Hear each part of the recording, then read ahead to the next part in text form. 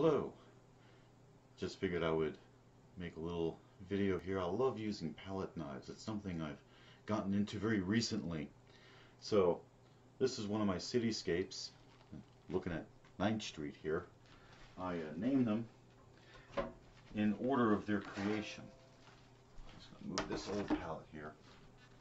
I got a palette that I'm working with. And let's see what we can do. I've got a bunch of reds here. That's because I actually want to bring out some more of the greens. Whenever you mix red with green, they pop because they're opposite colors. So you have to be kind of careful using them. So I'm going to get a roll of paint here. And there's all this light here. So I want to bring some more of this bright red. Just ease it down. Like reflections, just to ease it down a bit. I love using bold colors because I think they actually give you a lot more options, especially when working with this kind of theme. You can really bring a lot out into a piece. I gotta think about this for a second. I want to just ease this in because this one's kind of sunk in, you know. It's not right up front. It's in the shadow of some of the other buildings. I want to bring that forward, but I don't want it too forward. There we go, just a bit. You can see how those greens really come out next to those reds.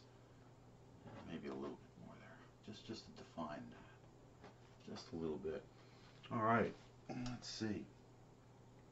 I'm actually going to come down to a darker color, something deeper.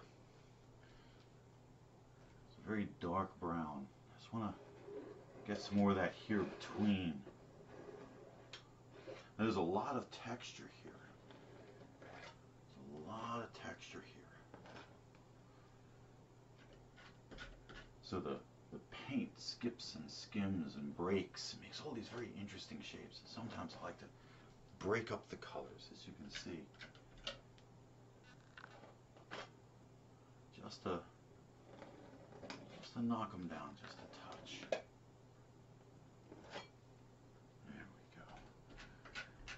You know, palette knives come in all kinds of shapes. You know, classic one everyone sees is, you know, this type.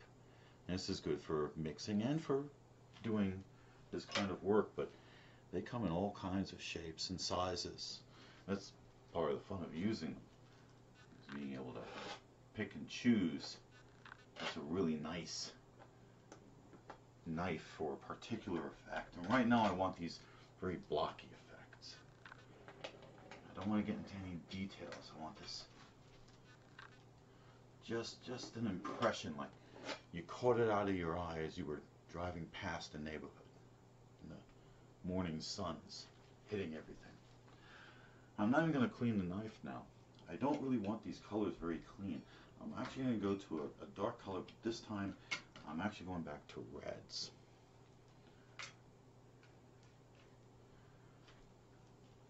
And in these middle areas, I want to bring up some more of these reds. And this is not going to complete the painting.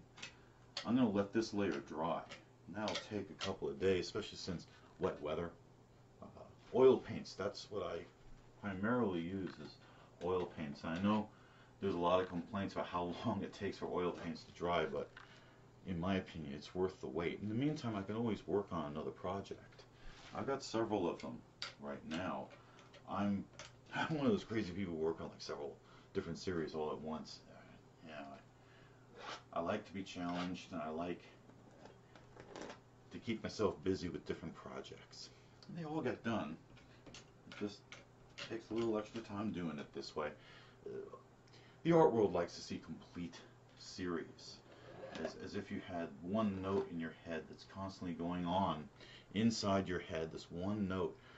I have a lot of notes going on in my head. I want to get them all out.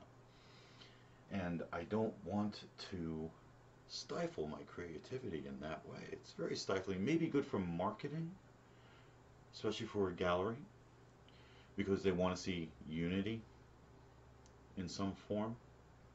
But for the creator, it is very stifling. It's one of the examples of where sometimes what the gallery wishes and what the artist wishes are at odds with each other.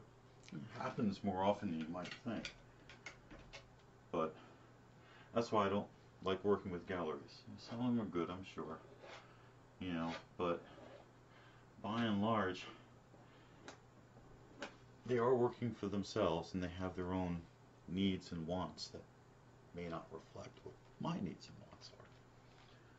So I'm just going to grab a little more of this light red.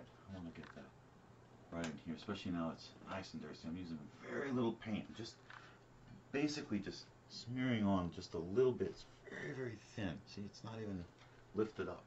I'm just pressing it in and just picking up some of these textures here. I'm going to mix some colors. I like doing that too. Getting some little tiny details. Very good for things like that in the distance. There we go. Getting a little more texture. Like this poor thing. I've been neglecting it, I'm afraid. So I got to kind of make it up to it. There you go. I got to get a little more paint, a little more detail. Well, at this point, if I work any more on what I've done, it's going to blend too much. And I love the broken color effects that I'm getting from these. So I'm going to let it dry so I can continue to break colors like waves crashing over each other, waves of color. And you'll probably be seeing me work on this one later on, possibly next week when it's nice and surface dry. I hope you've enjoyed this, and I'm glad you're here watching. And please stay tuned because there's going to be a lot more. Thanks a lot.